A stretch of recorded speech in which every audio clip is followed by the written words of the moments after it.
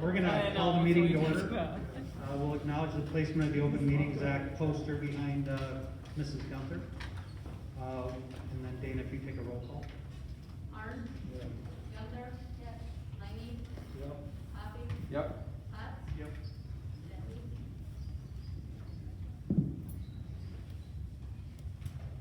And we need a motion to legally convene. I so moved.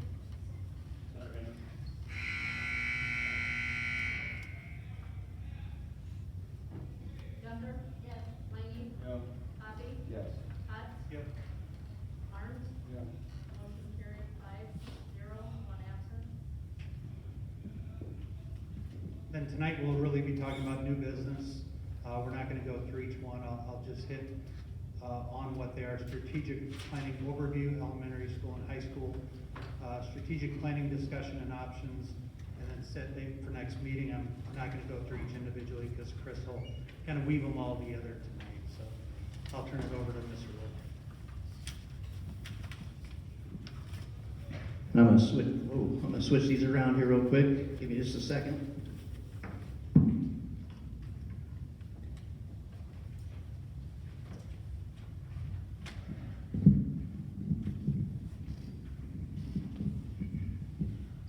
All right. Can you hear me all right in the back? Good? All right. I just want to start by welcoming everybody here. We're finally getting the Strategic Overview Committee together after many attempts. But with COVID, as you know, it makes it kind of difficult, and unfortunately we had to kind of wait until now. So glad that we're able to get this together today. Basically, we're looking for direction from this group and the community as a whole for the future of our district. We're here tonight to begin that process, begin determining our next steps. We feel it's important that we work together for the continued growth and excellence of Crofton schools that we provide here. The plan for tonight is to give an overview of the role of the Strategic Overview Committee. We're going to tour both the elementary school and the high school. And then we'll discuss some needs and possible options along with the next steps. So with that, I'm going to go ahead and dive into some details of what this committee will be involved in. Before I begin, are there any questions or comments from the board or administration? All right. So how this all began a couple years ago, probably around 2.5 years ago, there's a lot of great information that was collected. If you remember, some of you were probably part of it, but Marcia Hearing from Nebraska Association of School Boards led the community engagement process. There was a big meeting and they gathered data and put it all together. So I'm going to quickly go through some of that data and information that was collected from the community engagement process, along with taking a look at what's been done since then, as several of the needs and concerns have already been addressed. We'll then take a look at a couple of the areas that are on the list that we need to begin developing a plan to address them.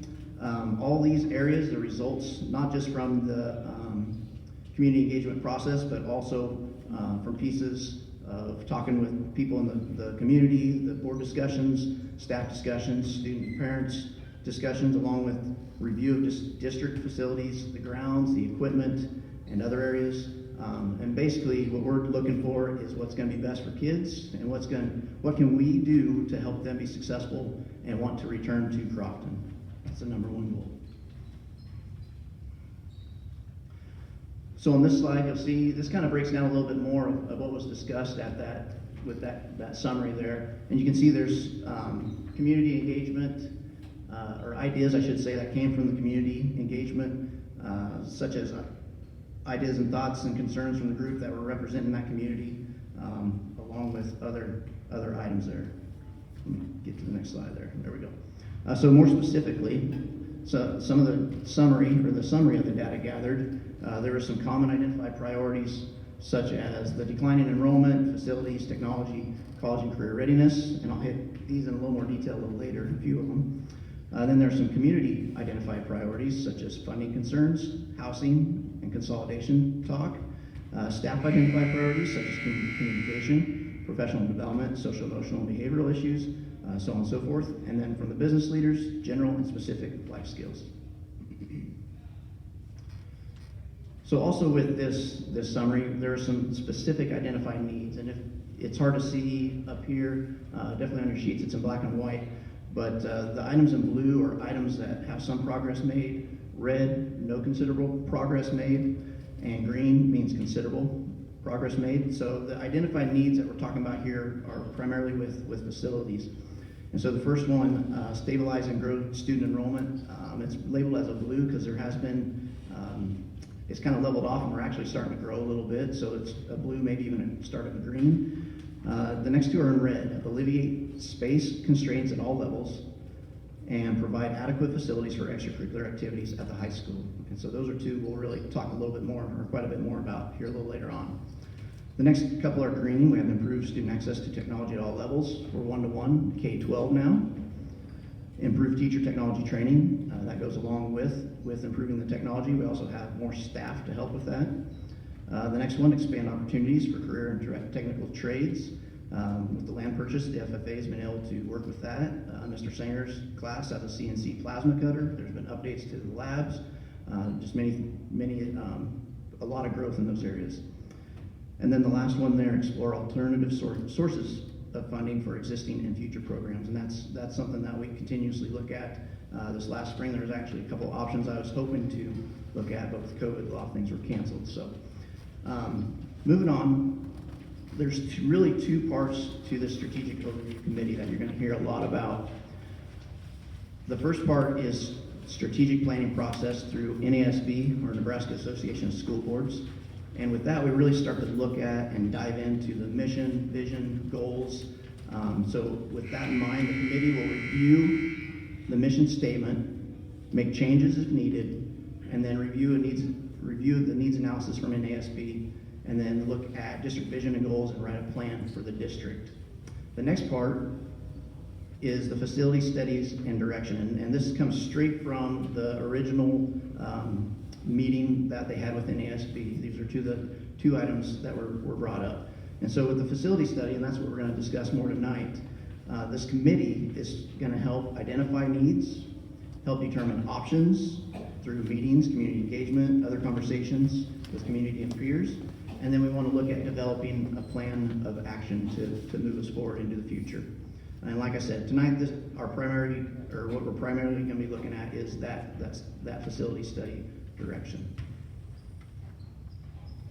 Anything to add? Anybody? Board members? Okay. So before we dive into too much, there's always some things that need to be considered when talking about the future and everything. And a couple items. The first one is enrollment, and I'll go into this into a little more detail in just a second. We also need to take a look at the needs of the district and the community, the wants of the district and the community, and again, what's best for our kids and for Crofton. So enrollment there, you can see to the side, I have a breakdown of what our current enrollment is at the elementary, the junior, senior high school, and at St. Rose. And you can see there, we're holding pretty steady. 88 students at St. Rose when I got this information. And then at Crofton, K-12, sorry, it's about 333, and I think that number's actually up a little bit since then. We've had several students enroll since then. And I can tell you, overall, if we put everything together, the total enrollment would be about 421, not counting the pre-K. So if Crofton and St. Rose were combined, we'd be at 421. And this next slide kind of gives a breakdown of where we've been. So you can see from 2002 to about 2014, right around there was a steady decline in enrollment. And it's kind of leveled out the past 3-4 years, and we're actually starting to grow a little bit. Like I said, we've had several students enroll over the past couple of years that I know of. Our option enrollment numbers are up. We're up actually 9 this year from last year, and we have no students leaving our district opting to enroll anywhere else. So everything looks great right now as far as enrollment, holding steady and hopefully growing. So we'll talk a little bit more in depth about district identified needs. So we'll specifically hit on elementary school, high school, of course. Safety and security is another area, along with anything else that's mentioned. But two of the key items, I mentioned them before, will be that alleviate space constraints at all levels. You'll notice a lot of our classrooms, we really don't have any extra space to go with our kids, especially at the elementary. They're packed in there pretty good. High school, it takes away some of the opportunities. if we had some other areas for them to go. And then providing adequate facilities for extracurricular activities at the high school. And you'll hear us talk about locker rooms, wrestling room, weight room, items like that with the extracurriculars. Performance stage, auditorium, those are included as well. So let's take a look at the elementary school in depth. I want to go through this first before we begin the tour. So as you go through the tour, feel free, you can ask questions. You'll kind of know what we're seeing. You might see something else. Don't hesitate to ask questions. Lori Hanson, our head custodian, she's going to lead those tours starting at the elementary school. So with the elementary school, here's a list of items that we know that we have concerns with. Starting with roof and insulation, our AC units, the technology infrastructure, which we've made several gains on, but it's ongoing. Flooring, electrical, plumbing, restrooms, hallway and classroom ceilings, playground drainage, nurse's office, gym and building lights, computer and music classrooms are not connected to the main building, so it poses a safety concern, and then added classroom space like we've mentioned before. So those are specifics of the elementary, and we'll get into more depth on the tour along with when we get back. Here at the high school, we have the gym floor, which actually is going to get redone this summer. It's up for resurfacing. It'll get sanded down, repainted, all that. Locker rooms, I mentioned we have 2 locker rooms. Ideally, you'd have at least 4. We have junior high and high school that share the same locker rooms, which is a concern, but fortunately our kids are really good and do a great job with it. Wrestling room, you're sitting in our wrestling room right now. Weight room, it's basically the size of a classroom. It works, but there could be some alternatives to that maybe make it work with the community as well. Stage and auditorium, we have the little one at the elementary, but with our one act and speech, it'd be great to have something better for them along with concerts and performances. I mentioned classrooms, just a lack of classrooms. A commons area floor, on this floor here, there's some areas that are starting to crack, whether it's moisture or whatnot there. We're gonna have to figure out what to do with that. CTE building, it's also disconnected from the building. Football visitor bleachers, football home bleachers needing sandblasted and paint. I should mention the football visiting bleachers are in pretty poor shape. Football practice field needs quite a bit of work done to that. Fiber line to the football field where we installed our new camera system. If you watch some of our games early on, we had a lot of connection issues, and that's part of it, a big part of it.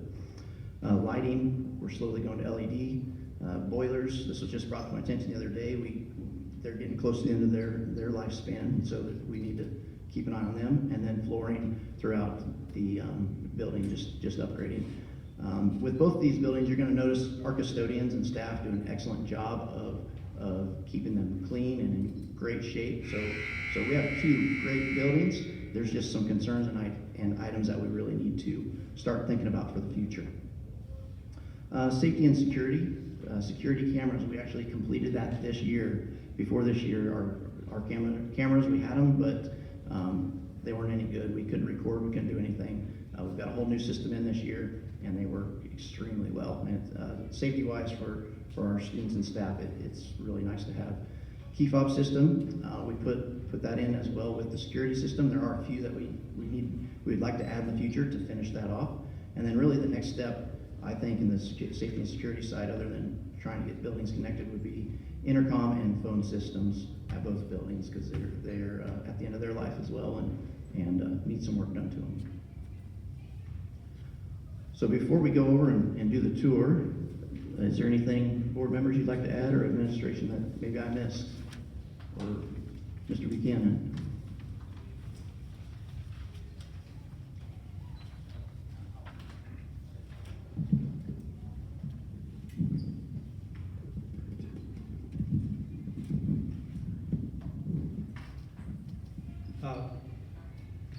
I just wrote a couple things down. First off, thank you. Thanks for coming. It's been a long time coming. I think we started this 2.5 years ago when we did the community engagement meeting, so it's taken us quite a long time, to work on your feedback and get to this point. But, thanks for coming in and supporting what we feel is a really good school, great community, great parents. Remember, tonight and from here on out, we're here for the students, not just us personally. Education, if you haven't seen from when I was in high school, which I think was like 30 years ago, was in the old school. But education's evolving, so what worked 20 years ago, 30 years ago, 40 years ago, even 10 years ago, technology's kind of changed all that. So the room that we needed 10 years ago, 20 years ago, maybe doesn't work.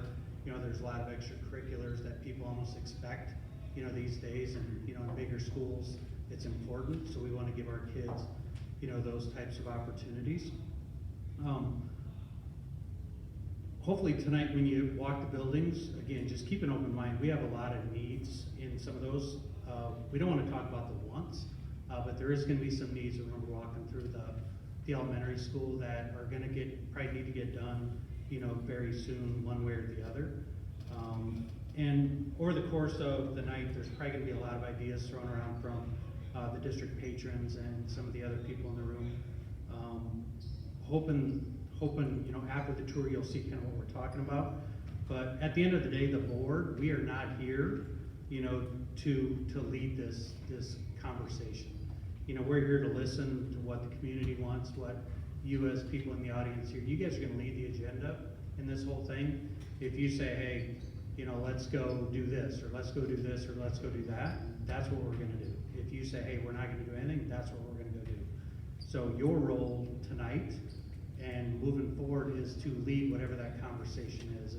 If it's, you know, one extreme, I'm not even gonna name, you named a couple options. You know, we don't have an agenda, us 6 on the board, and then, you know, the administrators, we don't have an agenda. We want to hear what the community wants us to do, and whatever that may be. It may be, I don't even want to throw things out, but there's a whole bunch of things we could do. We just want to do the right thing. The right thing for our kids, the right thing for our parents, the right thing for, you know, the students, the administrators, the board, the community, you know, what's going to keep us, you know, a great community for 20, 30 more years. So that's what we're here for. That's what you're here for. We try to pick, you know, a lot of people with different opinions because we want the right opinions. We didn't pick people that would just do what we wanted them to do. We want all the opinions that matter tonight. So please just, you know, come with your ideas, come with your opinions, and we'll go from there. But just know that we have no agenda. So we don't know what we want to do, and we're trying to get you there. We have no agenda. So hopefully you'll see that over the course of this. And, you know, at the end of the day, whatever that is, we're going to proceed as you guys direct us. So that's, I just wanted to state that because a lot of these things, you know, you get a bunch of people together and they say, oh, you're going to build a new school. That's not what we're trying to do here. We're trying to get the best ideas from the community. So thank you again for any support that you're doing tonight, just investing your time. We appreciate it, and then just be open and honest, you know, with us along the way to make us all a lot better. Anybody else?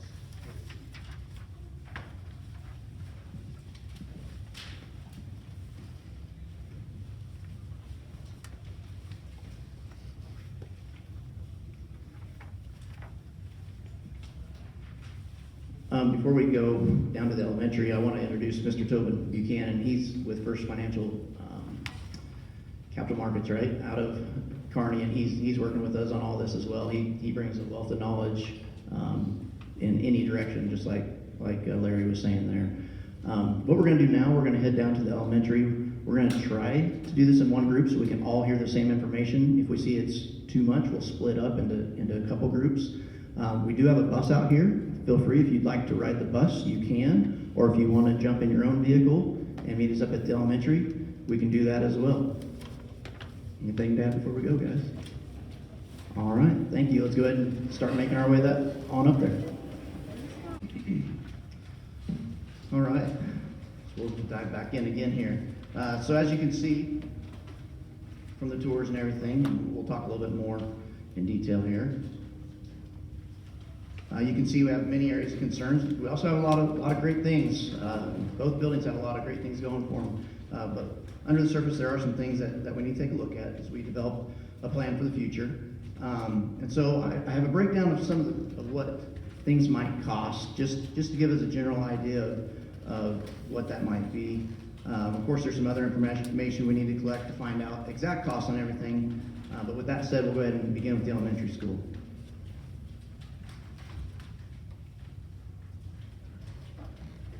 So we talked a lot about the roofs down at the elementary school, especially that north side. And these are all quotes that we had last fall, I believe. So they could be a little bit more, maybe a little bit less, but I'm guessing a little bit more, like most things tend to go. But that north roof, where we have the bigger issues, is about $87,000. The east roof is about $32,000, and the west roof is about $55,000. On that north roof, all those AC units are on top of there, so there'd have to be some electrical work done as well. And the bid originally was about $8,000. And so you're looking at approximately $180,000 to $200,000 just for those roof costs if we replaced all three. AC units, I know Lori showed you the one in the first grade classroom. That's kind of the direction we're going with the ones as we replace them. But there's approximately 9 or 10 of those that would need to be replaced. Last year they were about 3,000, and I believe that's going to go up a little bit from what I was told as well. So again, about approximately $30,000. Tech infrastructure, that's something we're constantly working on. We did do a lot of work with that this last year. Helped it out tremendously. There's always items you want to keep working on as you move forward. So 15 to 30, it's probably going to be closer to the lower at this time, but you just never know with tech. Flooring, we try to replace 1 or 2 classroom floors with carpet each year, and so that's approximately $3,000 per classroom. Some of the unknown costs, first one, there's electrical. As you know, anytime you start adding on or changing items or fixing items, you never know what you're going to run into with electrical, so there could be hidden costs there. So it's hard telling what that is until a plan's developed on what to do. Plumbing, we've already had some issues with plumbing down there. There's a lot of galvanized, a lot of corroded pipes there in the walls. A lot of them are ran through that cinder block. Just this last fall, we almost had to close down school because one of them burst. Luckily, we were able to get it under control and get it fixed and not have to call off school. I know the restrooms have some issues with those as well, so there's a lot of work that needs to be done with that. We talked about the nurse's office, no plumbing in there. I would also mention, you notice that there wasn't any door or anything on it, so if someone's in there, pretty much anybody that goes in there could have an idea of who's getting some help or visiting with the nurse. Let's see here, hallway and classroom ceilings, we talked about that down there. Lighting upgrades, just switching to LED, making everything more efficient. The lights in the gym are those really old bulbs the old lights that eat up a lot of energy. And then we also mentioned adding classrooms and possibly even connecting the 2 buildings just for safety concerns. And basically we're out of space down there. There's also issues with ADA compliance. You notice on the one side there's stairs with nothing there for ramps or elevators or anything like that. So a lot of things that we need to look at developing a plan for with the elementary. Anything to add on there, Mr. Doggy, you can think of? We mentioned drainage down there. I guess I don't have that on here. That'd be on that north side of the building. Oh, do I? Oh, sorry. Playground drainage. Sorry, I missed that. High school gym floor, you're looking, like we said, we got to sand that down this year. It's up this year. We'll sand it down to bare wood, get it remarked out and refinished. You're looking about $20,000 to $24,000. That's something you have to do every, I think it's 10 to 15 years, maybe 20 years, but I have to look that up. And it's going to be right in that range. And then we're already working on the LED upgrades. Anytime a ballast goes out, we can replace the ballast and bulbs with LED for basically the cost of if we would have had to change all that out. So the custodians have done a great job with that, so that'll be ongoing. Unknown costs, we mentioned locker rooms. You know, we have the 2 locker rooms. Ideally, you'd want 2 to 4 more if you were wanting to host some events. Definitely 2 more so you could put junior high in separate locker rooms. Wrestling room, we're sitting in the wrestling room like we said, and I always worry about safety concerns. We got glass on both sides, we got a shelf on this side, we got brick all the way around it, so it's not really an ideal safe room. Weight room, you went in the weight room, it's fairly small. It'd be great to do something that teamed up with the community so they could come in and use that, but it would take a bigger space, exterior entrances, things like that as well. Classroom space, Mr. O mentioned several classrooms there that are used by a variety of teachers and variety of purposes. We're just short in those areas. The commons area floor, you'll notice there's some cracks along here that tend to get a little bit bigger every year that we need to take care of. And then, like I said, it was mentioned to me here just recently, the boilers here, I believe they're original and they're getting close to the end of their life. Safety and security. I mentioned the security cameras. It's already complete. Key fob system, we've got at least 2 to 4 more that possibly need installed at some point. They don't need to be, but to finish that off. we would do that. They're about $3,000 to $5,000 per door. And then intercom and phone system is another item to look at in the near future at either, well, those schools. I know the one up here is about shot. The elementary, I don't think even has an intercom system. So for safety reasons, that would be our next step. And I think Mr. O mentioned we don't have that in the hallways here either, the intercoms, you can't hear it in the hallways. So just some concerns there with safety. Anything to add there, Mr. O, Mr. Augie, or board members? Doors and locks. You know, doors and locks at the elementary school. Some doors cannot be locked from the inside. If you have an intruder, you want to be able to lock those doors quickly, and we're unable to do that with some of our older doors. So the doors and locks at the elementary school is something else that needs to be updated. I think everybody heard that, but the doors and locks at the elementary school, just the interior classroom, so they can lock them from the inside for safety purposes. I just threw this on here. These are just some general areas of need, and actually things that we take care of or look at each year. Technology, there's always going to be continued updates there. We're one-to-one. We want to continue with that, so we'll continue with iPads or other devices yearly. Smart boards and projectors, we're starting to cycle those out and keep those up as well. Vehicles, it's time to start beginning replacing older high mileage vehicles, fleet vehicles. Our Suburbans are both getting to that point where that's needed. And then snow removal and other district equipment as needed. The custodians have went through a lot of that as well. So some of those are getting close to needing replaced. So the question always is what options do we have? And so I've got a list of options that I've heard from other people, I've heard from past administration as well, and then just visiting with our staff, visiting with community members.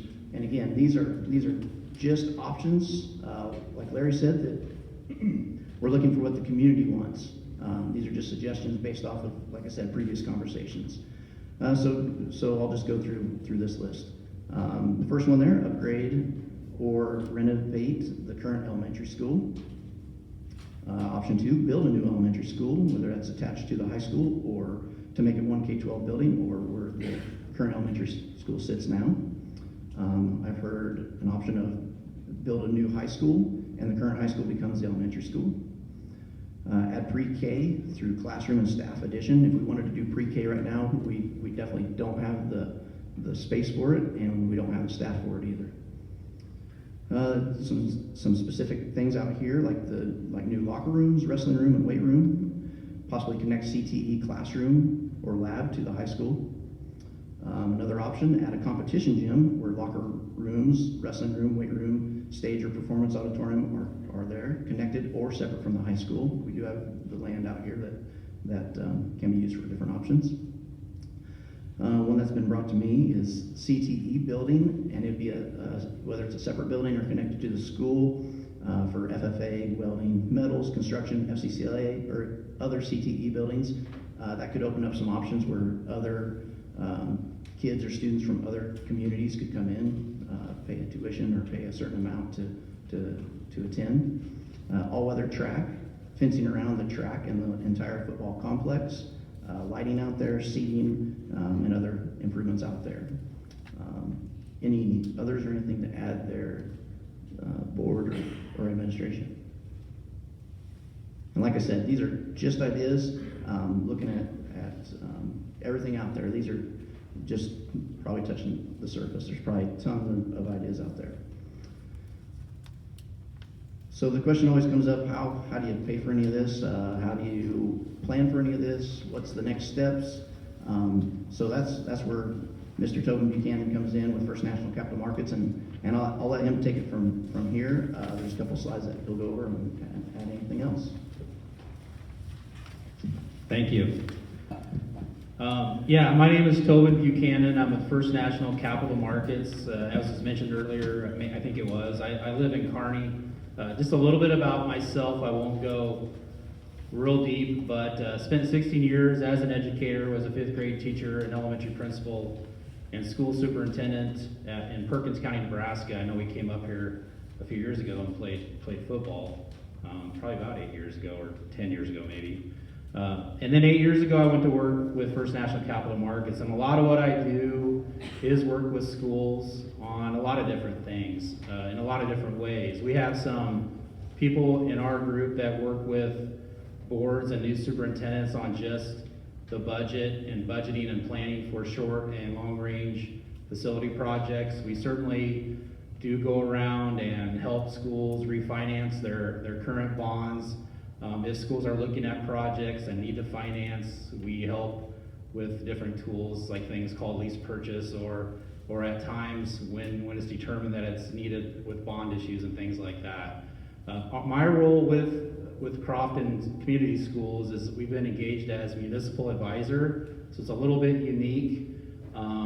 I have a slide that I think I want to highlight that role a little bit, help people understand who this guy is from out of town that's coming in here. I really am here just to help and facilitate some of this process, to share my experiences and provide some information on how schools that are facing things just like you are, potential need to upgrade some facilities, anywhere from shorter range to maybe bigger projects, and how that gets done. As a municipal advisor to the board, we really can help look at the current budget, current tax askings, and think about what that looks like today and planning more longer range. We can help look at a bigger picture of if there are facility upgrades that need to be done, how can that be done, how will that impact current and future budgets and things like that. What I like best about our role as a municipal advisor is we have what's called a fiduciary responsibility to the board. So it's not my role to try to get everyone to get into something, do something real big. I need to always be acting in the best interest of the district and helping them look at finances and budgeting and what is the best option for them. So that's my role right now, and I think tonight and going forward, it's really figuring out maybe what are a couple of the next steps that this group wants to do or feels is needed. So maybe that's the next slide. Part of your role right now is a strategic planning committee. There's a lot of different names for groups like this if you continue to work and help with this process. But right now you're familiarizing yourself with facility needs, and that needs are really going to drive the next steps. But this group, you spent time tonight walking around, if you haven't been to the buildings for a while, to see things, to start to formulate your own ideas or opinions on just what is needed, what needs addressed, what isn't necessarily a want, but truly is staring you down right now as we need to do something about some of the things in the facility. And then I think moving forward, what I'd like to do is provide the opportunity to maybe share information on how are schools addressing these things. So maybe it's putting together some scenarios or hypotheticals on what does it look like if we think we need to do this much at this amount. What's it look like if we need to save up and try to do that, and modeling some processes and looking down the road on how much can the district save each year within their current budget confines. What does the cost of construction do over time, and does that make sense depending on, I think, what type or what size of project this group shares or provides feedback on what they want to accomplish. Am I jumping ahead? Maybe go back one more for me. Yeah, I guess I did jump ahead. So go ahead. Next slide. And then I think maybe the next step would be also sharing information on what I call different construction delivery models. So that's not my expertise, but I've worked with a lot of different architects or construction management companies through these kind of processes that if this group says, yep, I guess first of all, the question tonight or the feedback either tonight or following this meeting is, does this group think there's enough of a facility or facilities need to continue forward, to continue the next step? Does this group want to spend some time at some point in the next couple of weeks to learn about those financial vehicles to address facility needs? Then if we go through that process, does the group want to hear from some design professionals like an architect that would come in and talk about how do schools, what delivery models or design construction models do different schools look at or consider when they're doing either small or large projects. And then I think following maybe a couple of those type of meetings, then the group really directs the board or shares their feedback with the board on whether or not there's enough there. You've identified a need, you want more information. At that point, the board usually goes through a process to bring a design professional on board that begins to truly look at a facility audit, starts to put together some possible options. Mr. Look put up some options there, starts to break it apart and begins to help us look at what would it cost to do this, what would it cost to do this, maybe different phases or in different pieces, so the group can start to look at that. I can tie the financial impact of different project costs on using the district's valuation and current bond markets to look at how might that impact the district budget and you and other taxpayers. So that's kind of where I see maybe the next steps going in my mind, as far as these type of processes that I've been a part of. So I kind of flew through those slides a little bit. I hate reading slides to people, so I hope that's okay. But to me then, it's the question for you guys of, does the group see there's a need to take that next step? And is that next step possibly really probably a 30-minute workshop on how schools approach financing things with some modeling and showing people those different options with maybe some question and answer on an evening? Could be here in person or even through a Zoom if that's what you want to do. And then following that up again, maybe talking with a design professional on different models approaching that and then going from there.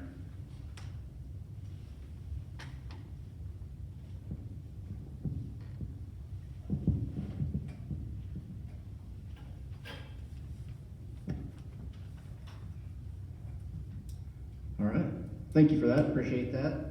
And so we talked a lot about next steps. That's pretty much leads into my next slide. You know, ideas and suggestions on options. What does the community want to explore? What does this committee want to explore? Does the committee need to visit with stakeholders? So on and so forth. Before we open it up to the floor here, because I know you should be tired of hearing from me, is there anything to add from board members, administration, anybody else? All right, so I'll move the mic down there, so feel free to come up, or if you're loud, if you want to ask them there, or just share any thoughts or ideas. Now would be a great time to do that.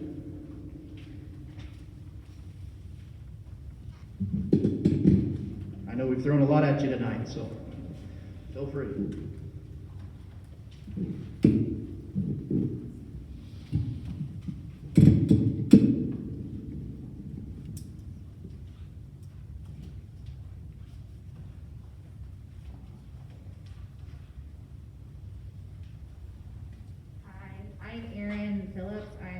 Economic Development Director, and I just wanted to say thank you for having all of us here. This is a great meeting. One of the things that I've heard from people in Crofton is we are in desperate need of daycare. So I don't know if that's something that the school would like to partner with or have a facility for, but that is something that some of our community members that work in Crofton are taking their kids to other towns and then coming back and working in Crofton. So that's something that I've really been wanting to figure out. How do we get daycare here? And maybe the school would be interested in doing some kind of a partnership with that. I know in Bloomfield they have the Little Bees daycare in the elementary school. So that was just something that I had a thought on. And I really did like the thought of having a community gym. So people from the community would be able to work out somewhere, because we don't have anywhere to do that in town. So I just think that that's a really good idea too. So those are my thoughts. Thank you. Thank you. Appreciate it.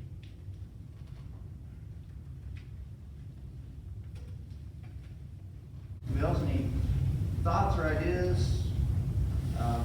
Said might be overwhelmed at this point, but you know, we're open to everything.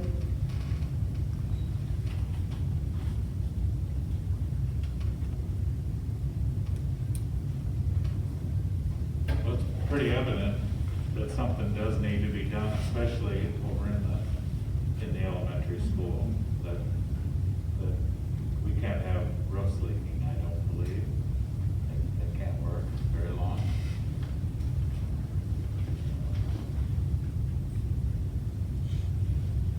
I'm not sure what the answer is either, whether new facility or keep band-aiding the old one, I don't know that.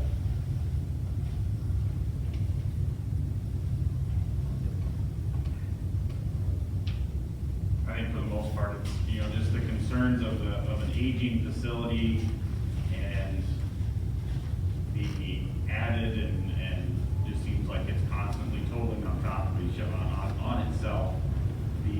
The upkeep, the projected just cost to keep things in running condition today, but what's that gonna be 5 years, 10 years, 15 years down the road?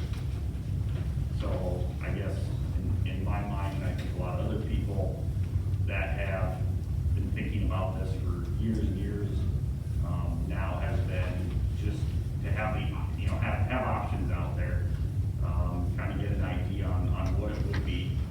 And I know a lot of things were said as far as what the options could be, and I think those are pretty much limitless as far as that goes. But I think that's a pretty serious need at the facility as a whole, and not just repairs to keep an aging structure open for this time, I guess.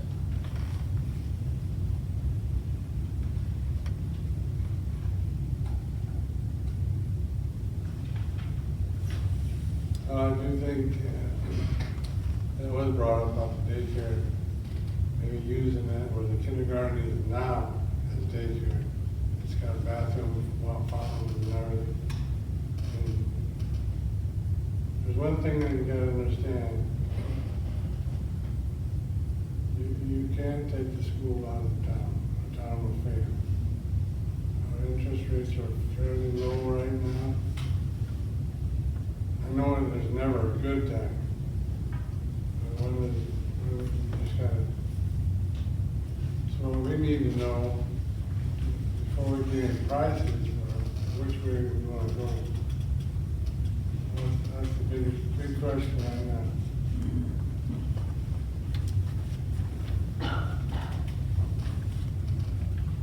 I know we moved back here specifically because we're from Crofton and we moved back for the school system. We were living in a few other towns and we came back specifically because we wanted to raise our kids here. Because we had a great education here and we wanted to have our kids be raised here, so. You're not alone on that, there's a lot of people that have been there, I think there's gonna be more people are trying to get out of the urban and get out here. Because it's a good life. Chris, when did we stop paying on the last bond?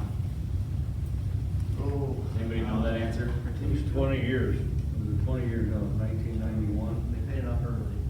And we paid it off early and Well, actually, what we did is we do it 1 year other than what we usually have. I was gonna say about 10 years ago. Around 2010, somewhere in there. Okay. A decade ago. Pretty close. We refinanced 2 times and we saved $1 million. Yeah, the refinancing for that actually paid for the new chiller and AC units out here. And the road. And the roof.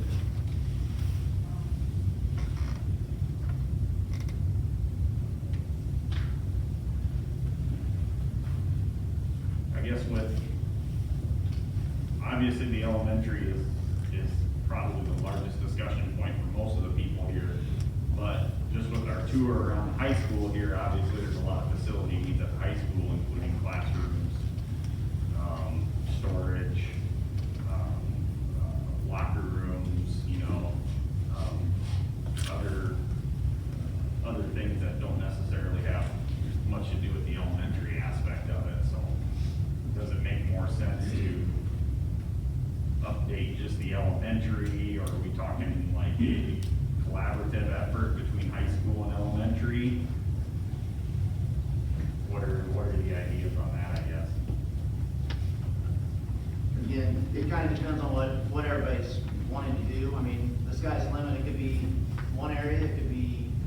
everything. It could be, set up where certain chunks are knocked out each year. And that's what we're trying to find, or kind of get a direction on is how to approach some of the things that need addressed.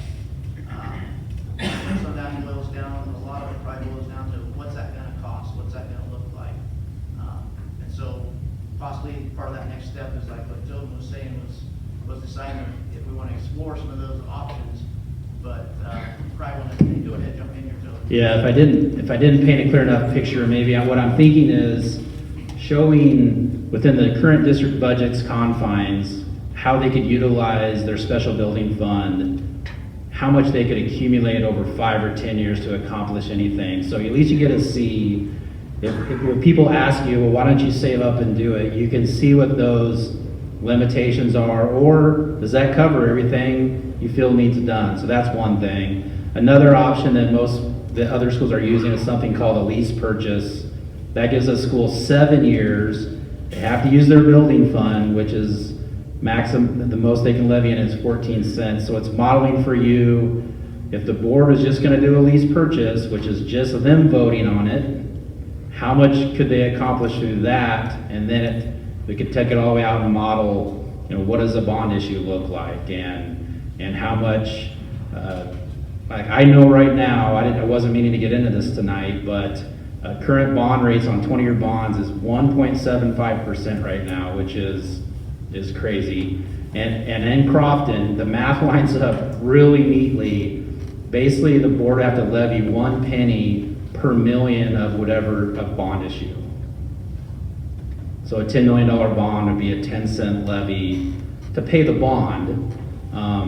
They may do other things with their building fund levy right now, and so there's a whole picture and a net picture that comes out of what finally gets decided, but it would just be showing you those 3 models maybe to give you a better feel for what are the reasonable options for accomplishing something. Understanding you don't know the numbers yet. We would need somebody then, if this group tells the board, let's bring in that next step then, of somebody who can help us know what it costs to do this, what would it cost to do this, those different ideas, and then show the economic impact or tax impact of those ideas, and then you go from there basically on, okay, what does the group and the board and the administration think is the right project at the right amount that people can tolerate? What's the entire picture if you're looking at something like that? So that's what I have envisioned maybe for that next step, is to educate as we get asked those questions. Yes, we've thought of this, and this. We looked at all these things. The group felt like for the needs that need to be addressed, this was the best path forward, I guess. But it's nice to have those different benchmarks as you're having those conversations with people, and why there's a fit or not a fit for the amount of project that the group decides needs to be addressed.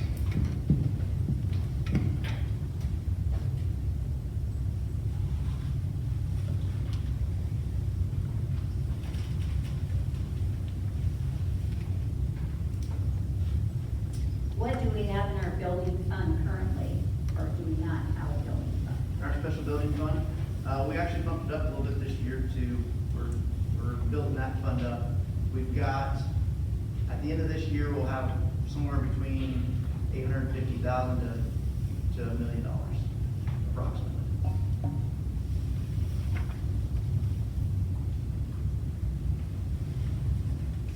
I think we talked, I don't know how, one of the ways, like you said, build up the building fund. What does the cost of construction usually figure it goes up every year? So that's not my area of expertise, but I've heard enough architects and construction guys talk about this. They usually say 3 to 5% a year. So, I mean, that isn't always true. Sometimes it maybe is a little more, a little less. If you want to be real conservative, you can calculate 3%. That what you build today or next year versus 10 years from now is going to go up about 3% a year. But they say 3 to 5% usually. And the conversations we have around the building fund, if it's the district's currently levying 7 cents in the building fund, So if they feel like that reserve is there and can serve the district for the next 10, 15, 20 years, it's not a guarantee or a promise, but it's built up to where it could potentially do that, then they may be able to back off the building fund tax levy and replace it with a bond fund of some sort. So that's what I'm referring to when I talk about an overall net tax levy impact with all those different moving parts. And those things still have to be explored and figured out and strategized to make sure that all things are being addressed. But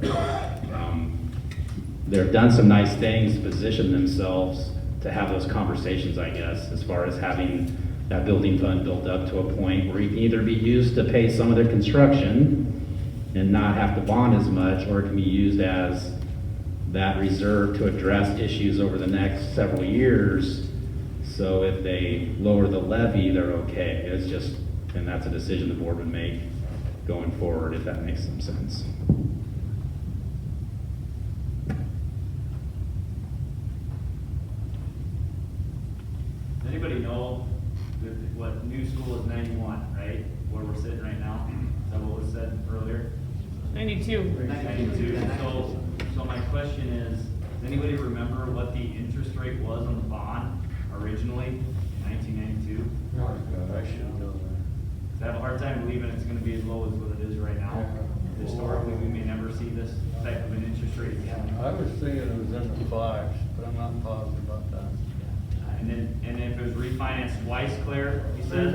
Three times. And what did it work its way down to? We figured it received $1 million. Yeah, but does anyone remember what, so say it started at 5, what did it work its way down to? Don't Three different write refis. that down, I'm not sure what it was exactly, but I think it was in the fives, I'm not positive. Yeah. I didn't know that, but it's been a while, 10 years. My point is, I think it's safe to say that even with 3 refis, we probably didn't even come close to working down to 1.75%. Is that fair? Pretty close. Okay. I think when I was out here, I think I was out here in January of 2020, and we just did a, like I said, a hypothetical projection on the 20-year bond rates at that time were 2.7%, so almost a percent higher. Right? If you take that on 10 million then versus today, it's about $1 million in savings and interest that would go, that you would be applying for brick and mortar versus interest. And that's just not quite a year.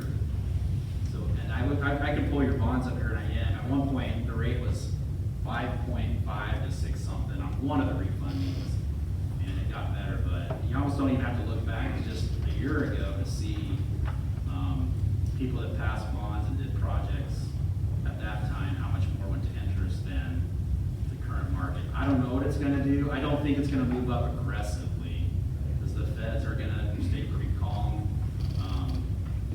You know, the market certainly is really interesting right now. Whenever there's a little good news, things get a little better, but we don't know how things are going with all the weird kind of ugliness going on out there. I guess the one bright spot is people that are needing to do something like this, you're getting more bang for your buck, for sure. Those bond rates are really, I guess guys like me always say historically low. That's just what we go around saying, but you all know that they're really low right now. And we're so close to free money right now, for lack of a better term. I think it'd just be a shame to band-aid what we currently have. If there was an opportunity to spend and actually get something out of the dollars, just something to think about. So I have a question. How does this get communicated to the other community members? How does this group take this information we've received and talk to our neighbors and our friends? And will that be our responsibility? Well, I think there's a combination of different things, whether it's developing a path that this committee's thinking, or some of the options, or bringing them all in at a specific time. I think from some previous conversations, it'd be nice to determine kind of what this committee's thinking overall, and then before making any hard decisions, of course, taking that to the community, because we want their input as well. And that's another role that I play. If it gets to that process, a big part of what I've done with several districts over the last 8 years is either this entire group or a portion of the group transitions into what I call an information campaign group. So it is not, we no longer have these vote for the bond issue groups. It's an information campaign at that point, and I have facilitated and led all, you do a lot of work to make sure you have all your stuff put together. And what it is helping everyone else understand the needs. There's a lot of different ways. You can't get everybody in that building if you'd like to. So you gotta figure out other ways you're gonna help people see that. And there's a lot of different ways we do that. And then it's helping people understand whatever the solution ends up being, how it fixes the needs. And then is it at a financial impact level for everyone that either they can tolerate or understand to get behind it. And so if it gets to that stage, then that's what kicks in, is this group or a core of this group or whoever decides, yes, I want to keep going with that process. We work really hard to inform people and do it in a way that's organized and makes sense. And so by the time they either get a ballot mailed to them or they go to a poll, they've received that information in a lot of different ways.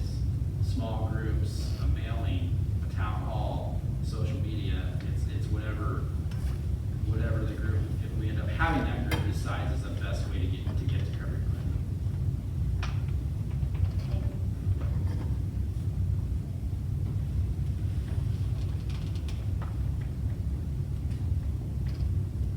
One way or the other, where if it was decided to try to invest in new, or we come back to the same thing, are we investing in new, or are we Band-Aid and old? You know, we're gonna have to kind of have someplace to aim for, I think. Investments in our kids, and our grandkids, and our great-grandkids, this ain't gonna go away. To me, that's always taken an architect to show you what does it cost to bring that site all the way up. Still got a portion of it that's old, but everything's redone. I mean, almost any group I work with wants to know that. Like, what's it cost to renovate it versus what's it cost to do something different somewhere else? And those two numbers then become the conversation. Sometimes to bring it up to speed numbers bigger, sometimes it's a little bit less, sometimes it's a little more or less, and so you have to have those conversations and give feedback on what does that mean. But at some point, if this group wants to get to that point, that's a person that has to help assign numbers to the different construction options. And then we crunch that, pull that all the way through tax impact, and start having those conversations. And if that leads to a project or solution that the majority of people think is the right path, and then you slide into that information campaign piece.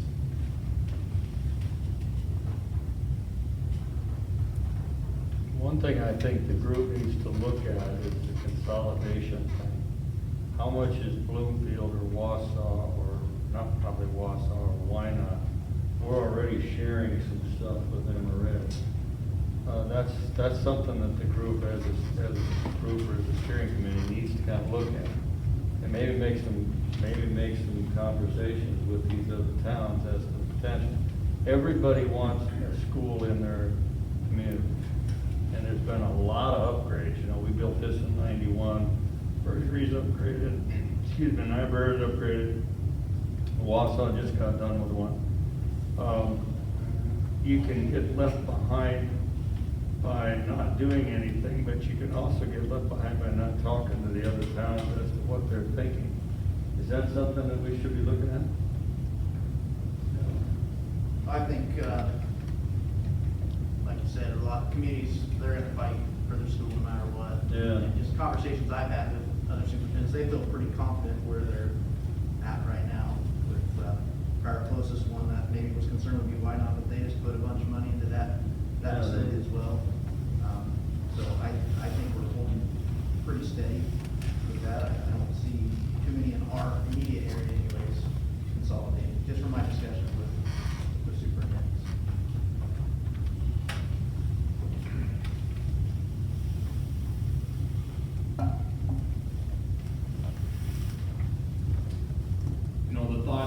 put into this whole thing is we can grow a school and a community at the same time by doing one thing correctly. When you look at the jobs that are here in this community, there's people that are looking to hire these kids. Honestly, they could come right out of high school and get these jobs. They go to a 2-year school, they can get these jobs. I love seeing what's going on out in that shop class out there. The ag class, 60-some kids in FFA here. I mean, that's an eye opener to me. That's awesome.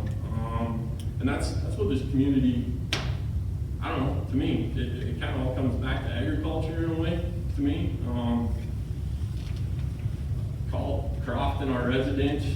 We don't get a lot to say what goes on in Crofton. I mean, we're always looking to improve the community with what's here. And by doing this right for these kids, it's going to improve both.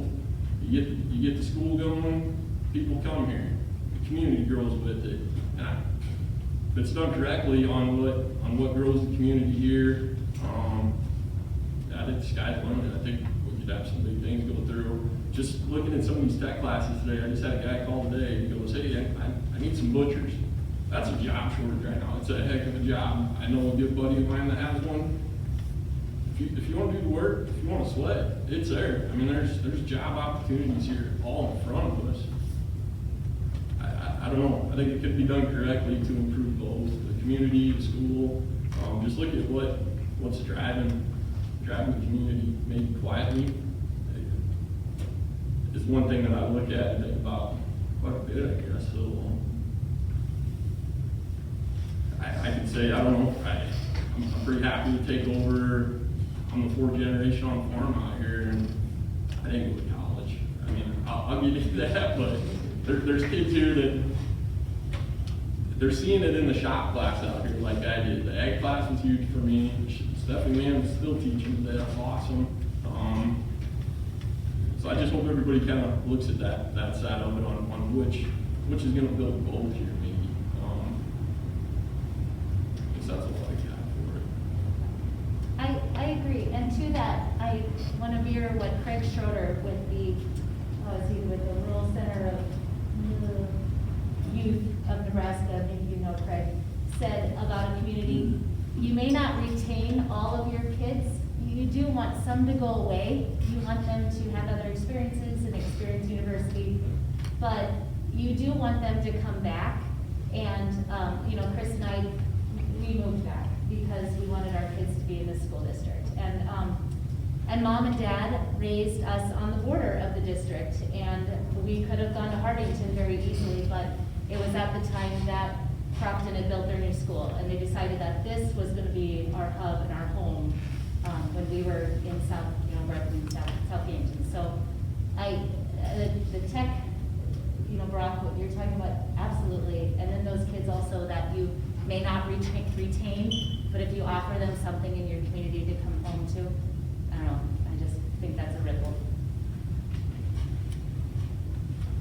Well, just our option enrollment are raising just what we got. Could you imagine what would happen to improve the facility? We run more option enrollment than I should ever been. So there's no doubt that our kids are worth the investment. That's the given. Yes, sir. You gotta be proud of what they accomplished. And I've gotten to a lot of stuff that's accomplished. You kids are great. We got a great community, got good things going. It's up to you, Joe.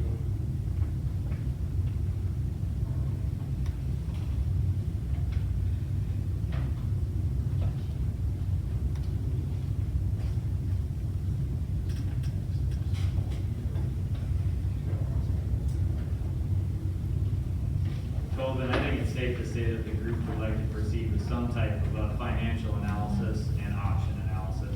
Is anybody disagreeing with that? I think we're all kind of at the point where we know something needs to be done, but until we've got options and dollars in front of us, there's probably not a lot of further conversation that can happen. Is that fair? I agree.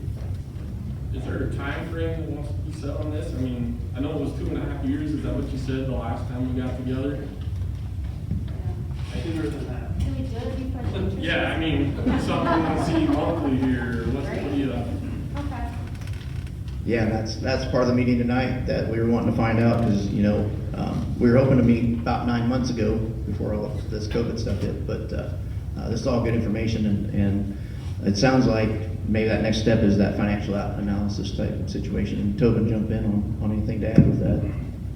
Yeah, and it doesn't have to be a long, deep meeting. I hope I do a good job at trying to just make it pretty simple and to the point to give you kind of a base knowledge of that. And then, you know, I don't know where this is going for sure. I'm hearing a sentiment in a way, but if you're asking timeline-wise, as far as, I guess it just depends on how quickly you get to a point where there's some options with numbers. And that at that point, then it's kind of back to the board and your feedback on how do we want to approach this. Is it a big enough project that we can eliminate, save up, we can eliminate the 7-year lease purchase. Then if it is a bond issue type situation, then next year's an odd calendar year, so there's no primary or general election. So a school board can call a special bond issue in any month next year. What that looks like timeline-wise, let's say they're gonna have a November election next year. They have to call the election 50 days before that, so probably at the September board meeting, they'd have to have their project idea and a number to call the election, put it on the ballot, and there'd be 50 days before it'd be voted on. So however this progresses, if that's where it's going, that's kind of the end of the timeline, and so you don't really know that yet as far as what that might look like. I don't think anyone's thought that far ahead yet, because, you know, those decisions haven't been made yet, but it kind of depends on if you keep moving through these steps and what that ends up looking like. Then I think you'll start to have a better idea of what the timeline might look like. But, I mean, if you want to set another meeting for the financial stuff next week, or, well, next week's Thanksgiving, the week after or something like that. They get into the holidays a little harder, but sooner we can knock that out, we won't be held up, I guess. And so that would be to be open to that. Is that kind of what everybody's thinking? Get that ball rolling, get another meeting set up so we can start to look at the financial side of things. Boards, sound good? Okay, so you're talking like that first week in December? Like that 30th through the 4th possibly, as a look at the dates?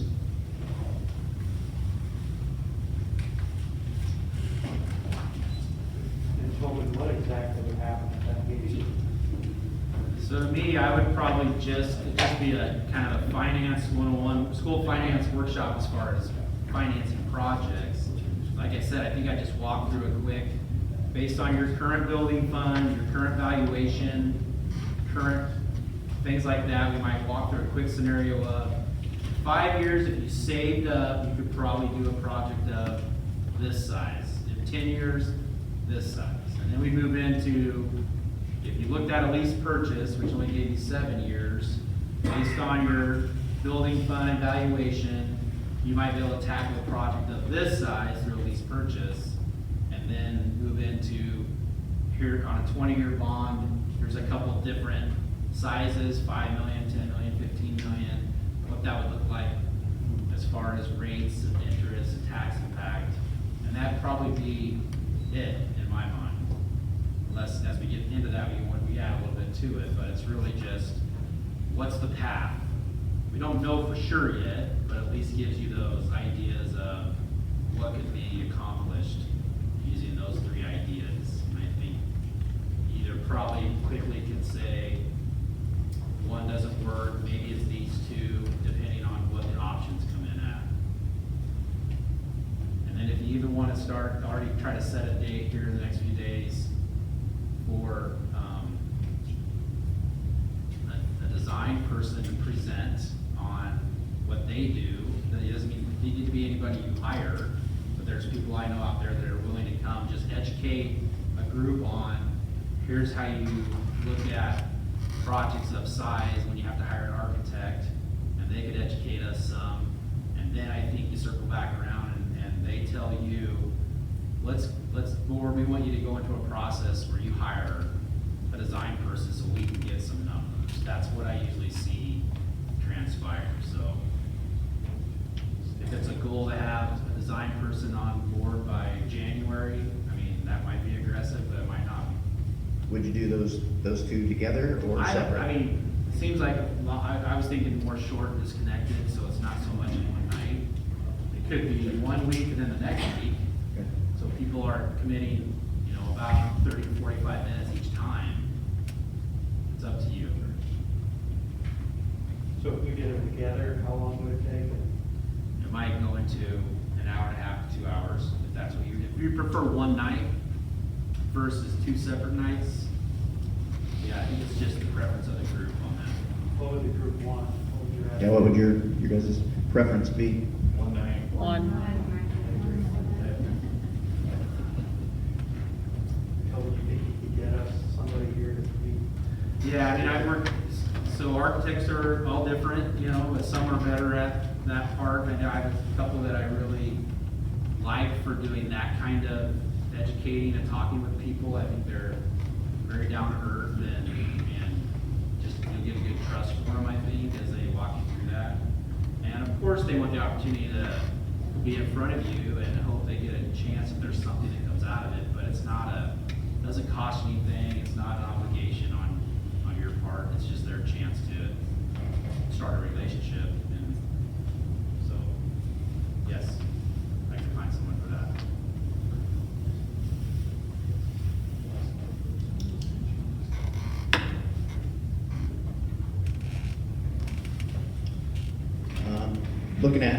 Looking at dates here, Monday, November 30th, might be a possibility, depending on who Tobin can find and your guys' schedule. I know we also have concerns with the current DHMs and what could change with that on meetings as well.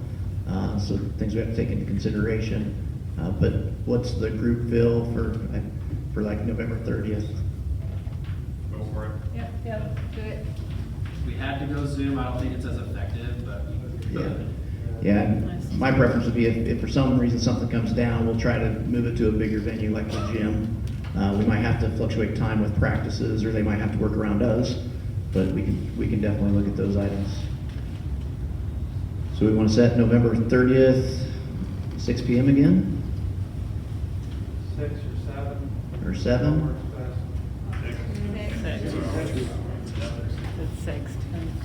Okay. Monday, November 30th at 6:30, we'll plan on that. Or 6, sorry. If I can lock in that. If we can get it that locked in. architect, yes. Yep. I'm available. I'll try to, if for some reason can't, throw out an alternate date after that. There's something going on. Toby, you think an hour and a half to 2 hours if you did? Yeah, I would hope an hour and a half. All right. Any other comments, questions? It could just be information that night. I don't know, it's up to you guys whether you want a ton of, it could just be, here's that information, and in there, you get a chance to just kind of think about it, and maybe you come back together then and have more conversations. Whatever you want it to be.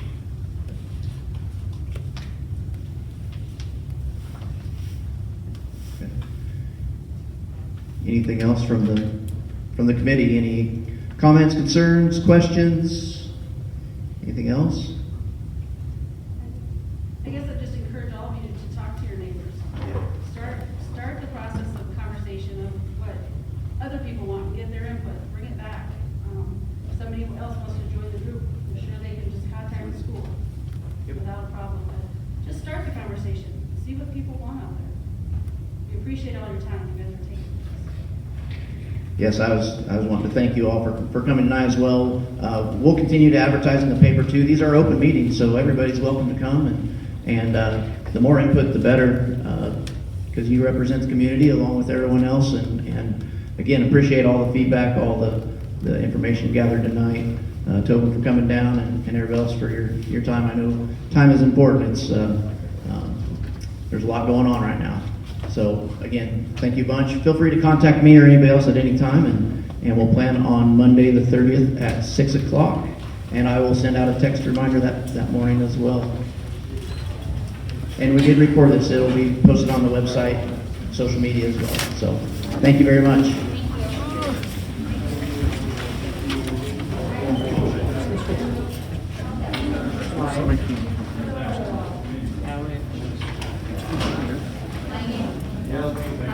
Yes.